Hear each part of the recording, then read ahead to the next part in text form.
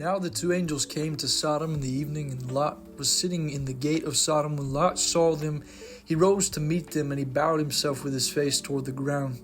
And he said, "Hear now, my lords, please turn in your servant's house and spend the night and wash your feet, that you may rise early and go on your way." And they said, "No, but we will spend the night in the open square." But he insisted strongly, so they turned to him and entered his house. Then he made them a feast and baked unleavened bread, and they ate. Now before they lay down, the men of the city, the men of Sodom, both old and young, all the people from every quarter surrounded the house.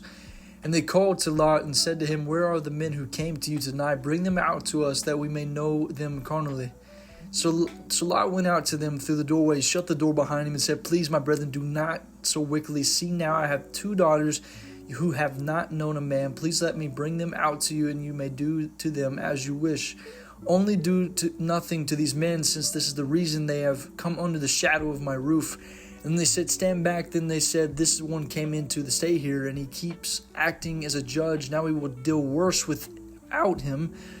So they pressed hard against the man Lot and came near to break the door. But the men reached out their hands and pulled Lot into the house with them and shut the door. And they struck the men who were at the doorway of the house with blindness, both small and great, so they became weary trying to find the door.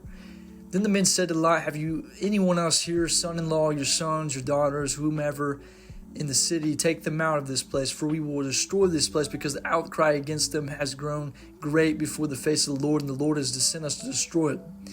So Lot went out and spoke to his son-in-laws who had married his daughters and said, "Get up, get out of this place, for the Lord will destroy this city." But this, his son-in-law, seemed to be joking. When the morning dawned, the angels urged Lot to hurry, saying, "Arise, take your wife and your 2 daughters who are here, lest you be consumed in the punishment of the city." And while he lingered, the men took hold of his hand and the wife's hand and the hands of his 2 daughters, and the Lord being merciful to him, they brought him out and set him outside the city. So it came to pass, when they had brought the outside, he said, "Escape for your life. Do not look behind you, nor stay anywhere in the plain. Escape to the mountains, lest you be destroyed." Then Lot said to him, "Please, no, my lords, indeed now your servant has found favor in your sight, and you have increased your mercy, which you have shown me, by saving my life. But I cannot escape to the mountains, lest some evil overtake me and I die."